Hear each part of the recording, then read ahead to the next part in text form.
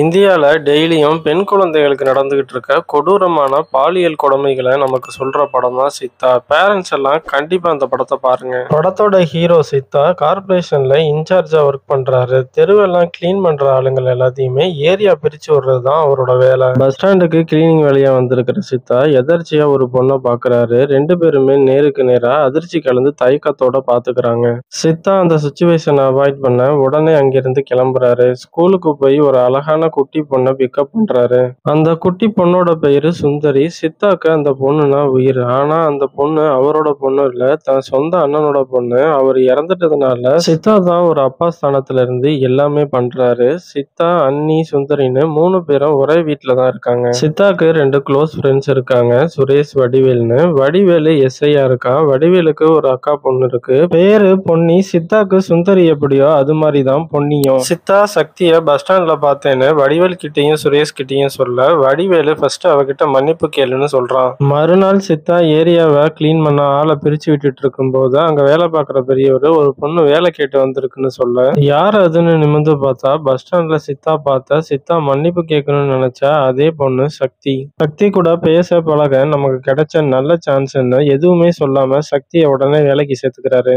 சக்தி தனியா இருக்கும்போது சித்தா சாரி கேட்க ட்ரை பண்ண அதை கேட்டு சக்தி கோவமாவரா. 12th ரிசல்ட் அன்னைக்கு நீ பஸ் ஸ்டாண்ட்ல வெயிட் பண்ணு, நான் வரேன்னு சொல்லி நீ வரவே இல்லை, ரொம்ப நேரம் காத்திருந்தேன்னு அப்படியே கிளம்பிட்டேன். அதுக்கப்புறம் இன்னைக்கு வந்து நீ சாரி கேட்கற அப்படிங்கிறது தான் அவளோட கோவம். உன்னை பார்க்க வரேன்னு சொன்ன அன்னைக்கு தான் என்னோட அண்ணன் திடீர்னு இறந்துட்டாரு, அதனாலதான் பார்க்க வர முடியலன்னு சித்தா சக்தி கிட்ட சொல்ல, ஸ்கூல்ல விட்டு போன லவ் மறுபடியும் இங்க பிக்கப் ஆகுது. குட்டீஸ் பொன்னியும் சௌந்தர்யாவும் வடிவேல் வீட்டுல ஹோம்ஒர்க் பண்ணிட்டு இருக்காங்க. அப்ப பொன்னி, நம்ம மானை பார்க்க மான் பார்க்குக்கு போலாமா, என் அக்கா அங்க போயிட்டு வந்தேன்னு யாருக்கிட்டயோ போன்ல பேசிக்கிட்டு இருந்தான்னு பொன்னி ஒரு பிளான் சொல்றா. சௌந்தர்யா, நம்ம தனியா வெளில போயிட்டு வர்றது மட்டும் சித்தாக்கு தெரிஞ்சா அவ்வளவுதான்னு சொல்லி பயப்பட, அதெல்லாம் தெரியாது, வா பார்த்துக்கலான்னு பொன்னி சொல்ல 2 குட்டீஸும் பிளான் போடுறாங்க.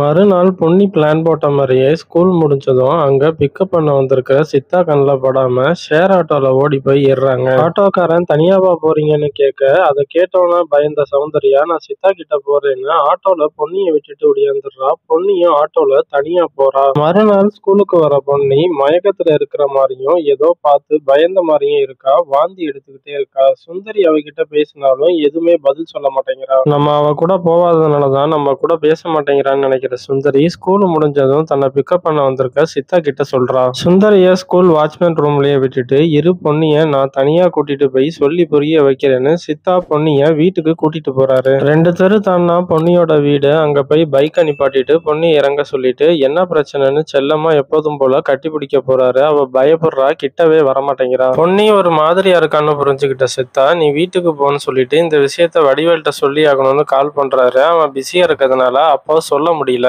சித்தா பொன்னி கிட்ட பேசினது, கட்டி பிடிக்க போனது எல்லாத்தையுமே எவனோ ஒருத்தன் மறைஞ்சிருந்து வீடியோ எடுக்கிறான். அன்னைக்கு நைட்டு வடிவேலோட ஃபேமிலி பொன்னியை யாரோ ரேப் பண்ணிருக்காங்க, அதனாலதான் அவ இப்படி இருக்கான்னு தெரிஞ்சுக்கிட்டு உடனே அலறி அடிச்சுக்கிட்டு போய் ஹாஸ்பிட்டல்ல சேர்த்துடுறாங்க. இந்த சமயம் இந்த வீடியோ வடிவேலோட ஃபேமிலிக்கு கிடைக்க அவங்களும் வடிவேலும் சித்தா தான் ரேப் பண்ணிருக்கான்னு முடிவுக்கு வந்துடுறாங்க. இந்த வீடியோவை பார்த்தாலும் உண்மைன்னு நம்புற மாதிரி இருக்கிறதுனால சித்தாவை பிடிச்சி அடிச்சு உதைச்சு ஜட்டியோட உட்கார வச்சிடுறாங்க. இந்த விஷயத்த கேள்விப்பட்டு பதறி அடிச்சு ஓடி வர சித்தாவோட அண்ணிட்டையும் இந்த வீடியோவை காட்ட அவங்களுக்கும் சித்தா மேல லைட்டா டவுட் வர ஆரம்பிச்சிருது. பண்ணாத தப்புக்கு எல்லாரும் முன்னாடி அசிங்கப்பட்டு தனியா வாழ்க்கையே மாறி போய் நிக்கிறாரு சித்தா. இந்த சமயத்துல முகம் தெரியாத கோழி குஞ்சு விற்கிறவன் மொபைல் போனை கொடுத்து ஆசை காட்டி சுந்தரிய தூக்கிட்டு போயிடுறான். பொன்னிய ரேப் பண்ணது யாரு, சுந்தரி என்ன ஆனா, சித்தாக்கு என்ன ஆச்சு அப்படின்னு மீதி எல்லாத்தையும் த்ரில்லரா சொல்லியிருக்கிற படம் தான் சித்தா.